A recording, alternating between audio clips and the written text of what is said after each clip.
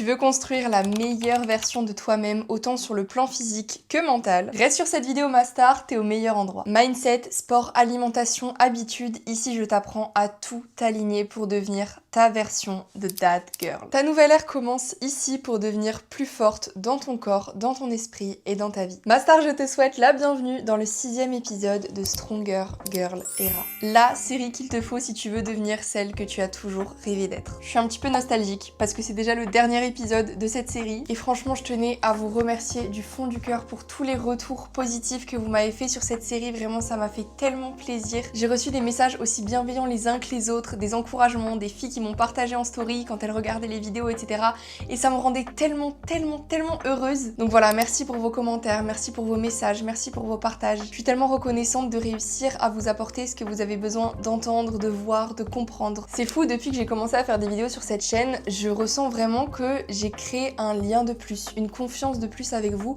Et j'adore, vraiment, c'est exactement ça que je veux. Donc voilà, ça me fait trop plaisir. Et à toutes celles qui m'ont demandé de ne pas arrêter, évidemment, que vous allez encore me voir pendant longtemps ici. Donc voilà, c'est que le début, des mini-séries comme ça, je vais en faire encore plein. J'ai des tas et des tas d'idées qui, je suis sûre, vous aideront encore plus. Donc si toi qui regardes cette vidéo, tu n'es pas encore abonné, je pense que c'est le moment parce qu'il y a de très belles choses qui arrivent. Bref, cet épisode, c'est un peu la concrétisation de tout ce qu'on a vu ensemble tout au long de cette mini-série Stronger Girl Era. On a parlé mindset, confiance en soi, rapport au corps, à l'alimentation, discipline, etc. Mais aujourd'hui, on va ancrer tout ça dans le concret avec l'élaboration d'une routine qui va vraiment soutenir la meilleure version de toi-même. Parce que je pense que tu l'as compris, devenir cette strong girl, c'est pas juste une envie, c'est littéralement un mode de vie. Et je vais t'expliquer comment poser des bases solides sans t'épuiser et sans te prendre la tête. Donc dans cette vidéo, on va aborder 4 piliers d'une routine de strong girl et comment les tenir. Je te préviens, ça risque d'être une vidéo assez longue, assez dense, mais extrêmement riche en valeur, donc prends des notes. Bonne vidéo! Le pilier numéro 1, c'est de bouger ton corps avec plaisir et intention. Le but ici, c'est vraiment de créer du mouvement et de bouger ton corps chaque jour, chaque semaine, mais sans t'imposer un modèle strict, parfait, extrême. Ce qui compte, c'est vraiment de trouver un sport que t'aimes, qui t'anime, qui te donne envie d'y retourner tous les jours. Donc demande-toi, qu'est-ce que t'aimes faire? Quel sport te donne envie d'y retourner encore et encore? Et attention, c'est pas obligé qu'il y en ait qu'un seul. Tu peux très bien aimer 2, 3, 4, 5 sports si c'est des sports qui te donnent envie de les faire régulièrement. Y a pas de souci, il peut y en avoir autant que tu veux. Encore une fois, le but c'est que ça te fasse du bien, c'est que t'associes l'idée de faire du sport à une notion de plaisir. Donc voilà, pour certains ça peut être la musculation, pour d'autres ça peut être le yoga, le pilates, l'équitation, la natation, le tennis, la danse, le running, peu importe, et parfois même un mix de tout ça. Vraiment, il n'y a pas de règle, ne cherche pas à rentrer dans une case. C'est pas parce que tu fais un sport que tu peux pas en faire un autre, et encore un autre, et encore un autre. Le plus important c'est que ça te corresponde à toi et uniquement toi. Moi par exemple, vous le savez, je suis très concentrée sur la musculation principalement, mais ça m'a pas empêché d'essayer de faire du street lifting, d'essayer de faire du powerlifting. J'adore la natation aussi, là j'aimerais bien retourner nager, en plus il fait beau, donc voilà, c'est pas parce qu'on fait un sport qu'on peut pas en faire des tas d'autres, et au contraire je pense que ça peut même être motivant, je pense, de varier les plaisirs. Et parfois il y a des choses on les voit même pas comme un sport, juste par exemple sortir faire une balade en vélo, ça crée du mouvement, ça crée de l'action, ça reste du sport, mais c'est en partie du plaisir et c'est exactement ça qu'on veut. Bref, une fois que t'as trouvé le ou les sports qui te font kiffer, qui correspondent à tes objectifs et qui te donnent envie d'y aller, il faut vraiment que tu mettes en place un planning sportif dans ta semaine. Essaye en fonction de ton emploi du temps de trouver 3 ou 4 créneaux que tu es sûr de pouvoir respecter et qui seront dédiés au fait de bouger ton corps, de créer de l'action, de faire du sport. Par exemple, si ton objectif principal c'est de construire un physique, d'avoir des gains musculaires, de créer de la force, bah tu vas mettre en place sur ta semaine un programme de musculation auquel tu vas te tenir en te concentrant sur la progression dans le temps. Donc la fameuse surcharge progressive. Et ça va te permettre de vraiment voir des résultats durables. Ou alors, deuxième exemple, si ton objectif à toi c'est plus de kiffer, bouger, t'aérer l'esprit, à ce moment-là tu peux vraiment varier les sports. Tu peux faire du pilates le lundi, aller nager le mardi, faire du tennis le mercredi, aller à la salle le vendredi, enfin voilà, il y a 1 milliard de possibilités. Essaye juste de respecter des créneaux et de créer du mouvement toute la semaine en fait. L'idée c'est vraiment de te créer une routine qui te fait plaisir et qui te donne envie de la garder. Faut vraiment que tu comprennes que le sport, si tu veux t'y tenir, ça doit pas être une contrainte. Au contraire, c'est un pilier essentiel pour ta stabilité mentale, ta santé physique, ta confiance en toi, ton estime de toi et ton bien-être en général. Et plus tu vas t'écouter et faire des choses que t'aimes, plus t'arriveras à durer dans le temps et trouver un rythme qui te fait avancer sans t'épuiser. Le pilier numéro 2, c'est celui de nourrir ton corps avec équilibre et plaisir. Faut vraiment se sortir de la tête que manger sainement, c'est manger parfait. C'est vraiment apprendre à nourrir ton corps avec amour, sans extrême, sans frustration, sans culpabilité. Pour moi, la vraie notion d'équilibre alimentaire, c'est pas le fait de peser tout ce que tu manges ou de manger une salade toute triste à midi. C'est vraiment de savoir écouter profondément ton corps, lui donner ce dont il a besoin et prendre du plaisir à chaque repas. Et quand je parle de nourrir son corps avec amour, c'est vraiment en lui donnant les aliments de la meilleure qualité possible. Et pour ça, je te conseille vraiment, je le répète tout le temps, mais c'est trop important de nourrir son corps avec les aliments les plus bruts et les moins transformés possibles. Ça sert à rien de chercher compliqué, reviens vraiment aux aliments simples de base parce que c'est ces aliments-là que ton corps, il sait reconnaître, il sait digérer, il sait utiliser correctement. Essaye le plus possible de prendre des légumes frais, de saison et local même si possible. Pour les glucides, pareil, reviens aux choses simples, juste du riz, des pâtes, des pommes de terre, des fruits. Pour les protéines, œufs, poissons, viande blanche, viande rouge, vraiment il y en a plein. Pour les lipides, une bonne huile d'olive, des avocats, des oléagineux, amandes, noix, noisettes, noix de cajou. Bref, reviens aux aliments de base et crois-moi, ton corps te remerciera de lui apporter uniquement des choses qu'il connaît, des choses saines et pas des aliments industriels qui contiennent des listes d'ingrédients à rallonge. Parce que tous ces ingrédients dont t'arriveras même pas à prononcer le nom, et bah ton corps il va pas savoir quoi en faire non plus. Dis-toi que si déjà toi tu comprends pas ce qui est écrit sur la liste des ingrédients, pense à ton estomac. Ensuite, je te conseille vraiment de faire des assiettes colorées, bien équilibrées, qui donnent envie d'être mangées, avec des protéines, une source de fibres, des bons lipides, des glucides. Ça va vraiment t'apporter plus de satiété, plus d'énergie et moins de fringales après avoir mangé. Et surtout, garde en tête que le vrai équilibre alimentaire, c'est aussi se faire plaisir et sans culpabiliser. T'as le droit de temps en temps de manger un petit peu de chocolat, même 2 carreaux par jour, ça va pas te tuer. T'as le droit d'aller au resto et de manger quelque chose que t'as pas forcément l'habitude de manger. T'as le droit de manger la part de gâteau à ton anniversaire. Dis-toi que ce qui crée le problème, c'est pas le fait de te faire un petit peu plaisir de temps en temps, c'est le fait de te frustrer et de jamais te faire plaisir. Parce que ça va engendrer de la frustration et forcément au bout d'un moment tu vas craquer. Ça, je l'ai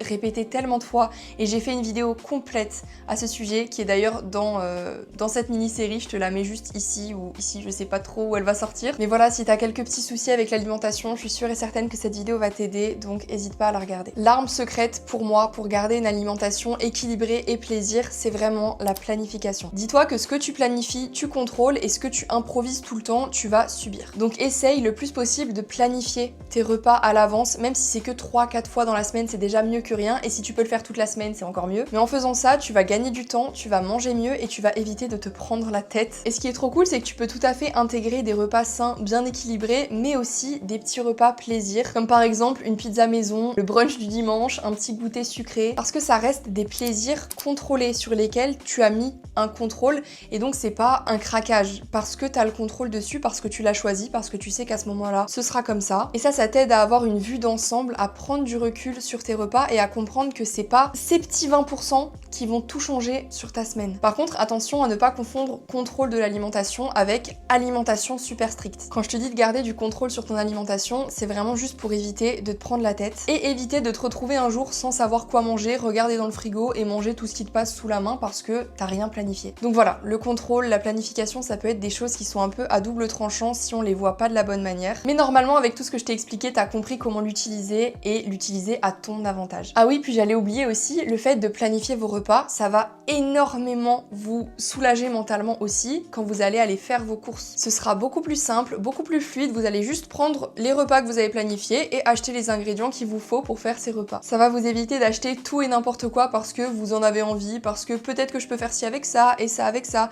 et au final ça reste 3 mois dans les placards, vous faites rien avec, ou alors vous achetez tout et n'importe quoi et vous mangez tout et n'importe quoi. Donc voilà, en faisant tout ça, tu reprends le pouvoir sur ton alimentation sans tomber dans un contrôle extrême, et ça, c'est la base d'une relation saine avec la nourriture. Le troisième pilier, c'est littéralement l'arme secrète que tout le monde néglige, dont moi. Donc voilà, sachez que cette vidéo me sert de grande leçon à moi aussi. Et évidemment, c'est le sommeil. T'auras beau avoir la meilleure routine sportive alimentaire du monde, si tu dors mal, tu te mets des bâtons dans les roues toute seule et ton corps il se met au ralenti et au final t'avances pas. Le sommeil, c'est vraiment comme recharger ton téléphone. Tu peux un peu pousser quand t'as encore 10% de batterie, mais au bout d'un moment, ton téléphone il s'éteint. Et bah ton corps c'est pareil. Si t'es fatigué, que t'as plus beaucoup de batterie et que tu continues, tu pousses, tu vas t'entraîner, tu te reposes pas, et bah au bout d'un moment, il va t'arriver quelque chose, tu vas te blesser et tu pourras t'en prendre qu'à toi-même. Le sommeil, c'est vraiment essentiel. Faut savoir que quand tu dors, ton cerveau, il va trier toutes les informations de la journée, il va consolider ta mémoire, ton système nerveux, il va se reposer, il va récupérer, donc tu vas mieux gérer ton stress, mieux gérer tes émotions. Très important aussi à savoir, quand tu dors, tes hormones se régulent, que ce soit le cortisol, l'insuline, la leptine, la gréline, qui sont les deux hormones de la satiété. Tout ça, ça se régule, ça revient à zéro et ça t'évite le stress dans la journée, les fringales et toutes les choses négatives qui vont avec. Pendant que tu dors, évidemment, tes muscles aussi se reconstruisent. Bonjour les gains. Donc si tu veux des gros bras, va falloir dormir. Bref, je pense que t'as compris que le sommeil, c'était littéralement un des piliers les plus importants. Et pour ça, je vais t'aider à te créer une routine de sommeil qui va t'aider à mieux récupérer. C'est des choses que moi, de mon côté, j'essaye vraiment d'appliquer parce que j'ai vraiment beaucoup de difficultés avec le sommeil. Je me réveille très souvent dans la nuit, je mets du temps à m'endormir. Enfin bref, voilà. Je sais ce que c'est que d'avoir un sommeil compliqué, mais en appliquant les conseils que je vais vous donner, j'arrive à mieux gérer ça, j'arrive à mieux dormir, je me réveille le matin, je suis moins fatiguée, donc c'est que ça marche. Le premier conseil, c'est déjà de se coucher à heure fixe. Dis-toi que ton cerveau, il adore les habitudes, donc essaye de te coucher toujours autour de la même heure, de te lever toujours autour de la même heure. Tu peux prendre une marge de 30 minutes, 1 heure, c'est pas grave du tout, mais essaye vraiment de respecter un rythme chaque jour, même le week-end si possible. Et surtout, essaye de mettre ton réveil en fonction de tes cycles de sommeil. Il faut savoir qu'un cycle de sommeil, ça dure 1h30. Et qu'en général, une bonne nuit, ça tourne entre 4 et 6 cycles de sommeil. Donc tu calcules, tu fais 6 fois 1h30, ça fait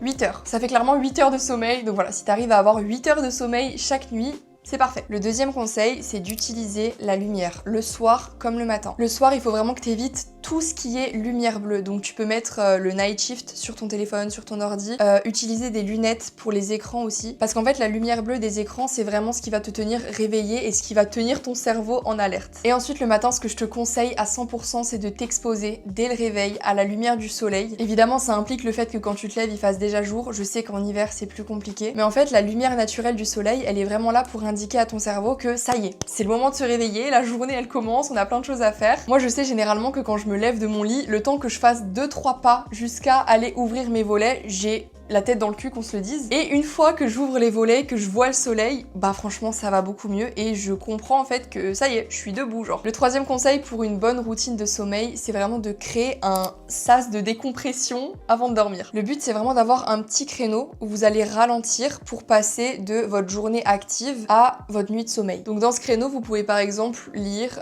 faire du journaling, même regarder un petit film qui vous demande pas trop de concentration, avec le night shift du coup évidemment. Et ça va vraiment aider votre cerveau à ralentir doucement au lieu de passer de TikTok qui te bombarde d'informations à la minute à hop, ça y est, je vais au lit. Parce que là, je t'assure que tu vas pas dormir avant au moins 1 heure le temps que ton cerveau du coup il ralentisse. Quatrième conseil, c'est d'optimiser ton environnement quand tu dors. Pour ça, je te conseille de dormir dans une pièce sombre, le plus noir possible. Vraiment évite la moindre lumière. Comme je t'ai dit, c'est la lumière qui maintient ton cerveau en alerte. Essaye aussi de faire en sorte que ta chambre soit assez froide avant de dormir. En général, une bonne température ambiante pour dormir, c'est 18 à 20 degrés. Parce qu'on le sait, vraiment, quand il fait trop chaud, c'est impossible de dormir. Donc moi, ce que j'aime bien faire, c'est ouvrir mes fenêtres et mes volets, genre 30 minutes avant de dormir. Au moins, il y a un peu d'air qui passe. La nuit, il fait plus froid, donc forcément, ça rafraîchit la pièce aussi. Et je vous jure que je dors beaucoup mieux. Dans le fait d'optimiser votre environnement aussi, essayez d'avoir vraiment le moins de bruit possible. En fait, tout ce qui est lumière, bruit, etc., c'est tout des choses, en fait, qui vont maintenir votre cerveau en état d'éveil et forcément ça va vous empêcher de dormir. Ah oui, et ce que je vous conseille aussi, c'est de réserver votre lit uniquement pour dormir, pas pour travailler, pour scroller. Dites-vous que votre cerveau, il va associer un endroit à une action. Donc si vous faites tout dans votre lit, si vous travaillez, si vous mangez, si vous scrollez, bah votre cerveau il va pas forcément comprendre que quand vous êtes au fond de votre lit, c'est le moment de dormir. Voilà, j'espère que t'as bien noté ces petits conseils parce qu'ils te seront extrêmement précieux. Et pour finir, le quatrième pilier, c'est celui du self-care et du développement personnel. Le but ici, c'est vraiment de nourrir ton esprit autant que tu nourris ton corps. Parce que oui, être une strong girl, c'est pas juste avoir un corps musclé, une routine sportive et bien manger. C'est aussi avoir un esprit solide, une paix intérieure, une énergie qui rayonne. Et ça, c'est vraiment quelque chose qui me tient extrêmement à cœur. Je pense que c'est un de mes piliers préférés parce que c'est ce que je travaille au quotidien et c'est ce que j'adore travailler chez moi. C'est hyper important de prendre soin de soi, d'où le mot self-care qui doit doit faire partie intégrante de ta routine. Et non, prendre soin de toi, c'est pas égoïste et c'est pas non plus faire uniquement des masques ou prendre des bains. C'est vraiment tout ce que tu fais pour recharger tes batteries, te reconnecter à toi, à ton corps, t'écouter, t'apporter de l'amour et ralentir quand t'en as besoin. Imagine un petit peu ton énergie comme un verre d'eau. Tous les matins, le verre d'eau, il est rempli et chaque action, chaque interaction de la journée, chaque moment de stress, ça va vider ce verre d'eau. Jusqu'au moment où tu t'en doutes, il y a plus d'eau dans le verre. Et le self-care, c'est ce qui va t'aider à re-remplir ce verre d'eau. Donc tu peux noter ces quelques exemples de choses à intégrer et faire régulièrement pour prendre soin de toi. Te bloquer un moment à toi dans la semaine où tu vas te chouchouter, ça va être toi, ta première priorité. Tu peux aller te faire masser, aller au spa, faire du shopping. Et si t'as pas envie de dépenser, il y a pas de souci, tu peux tout aussi bien te faire un masque à la maison, sur le visage, sur les cheveux, sur les mains, te faire un chocolat chaud, regarder une série que t'adores. Mais c'est impératif d'avoir un moment pour toi où c'est toi la princesse, genre. Ensuite, c'est très important d'apprendre à dire non pour ceux qui t'épuisent, ceux qui te correspondent plus, ceux qui te fait perdre ton temps. Le fait de dire non quand t'as pas envie de sortir, quand t'as pas envie de faire quelque chose, c'est respecter ton énergie. Peu importe comment la personne en face elle réagit, c'est une preuve de confiance en toi que de dire non et de respecter ton énergie. Moi je sais que c'est quelque chose avec lequel j'ai encore un petit peu de mal, j'ai tendance à un peu trop dire oui, à un peu trop vouloir faire plaisir et avoir un petit peu peur de décevoir. Mais c'est quelque chose sur lequel je travaille, donc voilà. Encore une fois, cette vidéo me sert de leçon aussi. Et dernier conseil, essaye le plus souvent possible de te déconnecter des réseaux pour revenir un petit peu dans la vraie vie. Et ça, surtout notre génération, on va pas se le cacher, on a toujours le nez dedans quand on se réveille, quand on mange, avant de s'endormir, toujours à la recherche du dernier drama, des dernières nouvelles, de toutes les choses qui se passent. Tout ça, ça nous empêche de prendre le temps et de revenir dans le moment présent parce que les réseaux ça va hyper vite, tu scrolles, ça va trop vite, on a trop d'infos trop vite et on n'arrive plus à ralentir et à prendre le temps d'apprécier le moment présent, de revenir dans la réalité tout simplement. Pour vous donner un autre exemple perso, moi j'ai l'habitude de sortir marcher assez régulièrement, mais à chaque fois que je sortais marcher pour me promener, j'avais toujours mon casque sur les oreilles, j'écoutais un podcast ou de la musique, mais je prenais jamais le temps d'apprécier juste le fait de me promener, d'être dehors, d'écouter la nature, d'écouter les oiseaux, les criquets. En plus j'habite dans un endroit où il y a des champs, c'est pas du tout la ville, je passe à côté en fait de cette connexion avec la nature et c'est pour ça que maintenant quand je vais me promener j'essaye vraiment de laisser mon casque à la maison et juste d'apprécier tout ce que j'entends, tout ce que je vois autour de moi et ça me fait tellement de bien en fait, c'est indescriptible, vraiment faites-le. Donc voilà, déconnectez-vous des réseaux, déconnectez-vous de votre tête, revenez dans votre cœur, faites des activités créatives qui vont vous ramener dans le moment présent. Et pour finir cette vidéo, le dernier aspect essentiel à travailler, c'est évidemment le développement personnel. Dis-toi que travailler sur toi, c'est choisir d'évoluer consciemment sans attendre que la vie te force à changer. Et pour ça, je te conseille de mettre des actions concrètes en place pour progresser, évoluer au quotidien. En premier, je te conseille de faire une écriture introspective chaque jour. Donc, tu peux le faire par écrit ou tu peux le faire à l'oral en face de ton miroir. Encore une fois, c'est l'intention qui compte. Mais chaque matin ou chaque soir, demande-toi vraiment comment tu vas. Qu'est-ce que tu veux pour toi? Qu'est-ce que tu veux faire aujourd'hui qui va te faire du bien? Qu'est-ce que tu veux améliorer? Qu'est-ce que tu veux ne pas du tout ressentir aujourd'hui? Ça va t'aider à clarifier ton esprit et poser des bonnes intentions pour la journée. Ensuite, je te conseille vraiment d'avoir une routine de gratitude. Encore une fois, ça c'est quelque chose qu'on oublie trop souvent. On a trop tendance à banaliser tout ce qu'on a, tout ce qu'on sait faire, tout ce qu'on peut faire, au lieu d'être juste reconnaissant pour tout ce que la vie elle nous offre, pour tout ce qu'on peut faire, pour tout ce qu'on sait faire. Ça, moi, c'est quelque chose que j'adore faire le matin parce que ça me met tellement dans une bonne énergie pour toute la journée. Chaque matin, j'écris ou je me répète les choses pour lesquelles j'exprime de la gratitude, les choses pour lesquelles je suis reconnaissante. Et ça m'aide tous les matins à voir le verre à moitié plein et à commencer ma journée sur une note positive et franchement, ça change tout. Et pour finir, un des meilleurs conseils, c'est de te créer un vision board ou un mood board. Tu peux imprimer des images et les mettre dans un cadre, tu peux le faire sur Pinterest, tu peux faire ton fond d'écran d'ordinateur, de téléphone avec. Le but, c'est d'avoir toutes les images qui symbolisent tes objectifs, ce que tu veux atteindre, ce que tu veux faire. Et le fait d'avoir tes objectifs, tes aspirations tous les jours sous les yeux, ça va vraiment t'aider juste à mettre les bonnes actions en place, à garder la vision et à agir en fonction de cette vision. Ensuite, comment vous parler de développement personnel sans vous parler de livres? Il y a une richesse immense dans les livres de développement personnel et croyez-moi, ça peut vraiment changer votre vie, changer votre vision des choses. C'est tellement accessible qu'on l'oublie. Donc je vais vous donner 3 livres à lire absolument selon moi si vous vous intéressez au développement personnel. Pour moi, c'est vraiment les livres basiques du dev perso et si vous voulez commencer quelque part, et bah c'est parfait. Le premier premier, par évidence, c'est vraiment les 4 accords Toltec et il va vraiment vous aider à transformer votre manière de penser, votre manière d'agir, que ce soit envers vous ou envers les autres. Et surtout, ça va vraiment vous aider à vous libérer un petit peu de toutes vos croyances limitantes du quotidien. Ce livre, on dit aussi qu'à chaque fois qu'on le relit, c'est pas le livre qui change, c'est nous. Et ça veut dire qu'un livre de développement personnel, c'est pas intéressant si tu le lis uniquement une fois. Tu vas le lire une première fois évidemment, mais dans quelques mois, quelques années, quand tu auras déjà évolué, et bah tu vas le relire une autre fois et tu verras que tu auras déjà une autre vision de ce que tu vas lire, une autre perspective, tu vas comprendre les choses d'une manière différente. Et c'est pour ça que je vous dis qu'il y a tellement de richesse dans ces livres, c'est parce que peu importe l'étape de votre vie à laquelle vous allez le lire, vous allez comprendre les choses d'une autre manière, vous allez l'interpréter d'une autre manière et vous allez en tirer d'autres leçons. Le prochain livre, c'est Miracle Morning et le but de ce livre, c'est tout bêtement de t'aider à te créer une morning routine qui va booster ton énergie, booster ta productivité. Pour finir, le dernier livre, c'est L'art subtil de s'en foutre. Ça, c'est un livre qui illustre parfaitement ce que je vous expliquais avant avec le fait d'apprendre à dire non. C'est un livre qui parle de l'importance de poser ses limites et de prioriser ce qui vous convient vraiment. Et voilà ma star, cette vidéo sur le dernier épisode du Stronger Girl Era touche à sa fin. Elle était extrêmement complète, j'espère que tu as réussi à suivre toutes les informations que j'ai pu donner, j'espère que tu as pris des notes et si tu as des questions, n'hésite pas à m'envoyer un message sur Instagram. Bref, c'est un clap de fin sur cette mini-série, j'ai adoré tourner chacune des vidéos. Pour moi, elles ont toutes une âme, un mood un petit peu différent et vraiment c'est ça qui rend la série aussi belle, je trouve. J'espère vraiment que cette vidéo vous a plu, n'hésitez pas à vous abonner si c'est pas encore le cas et à liker cette vidéo pour m'encourager. Comme d'habitude, si vous avez quoi que ce soit à partager, que ce soit des expériences, des retours, des conseils, faites-le en commentaire. Sur ce, moi je vous fais plein de gros bisous, prenez soin de vous et je vous dis à dimanche prochain pour une nouvelle vidéo.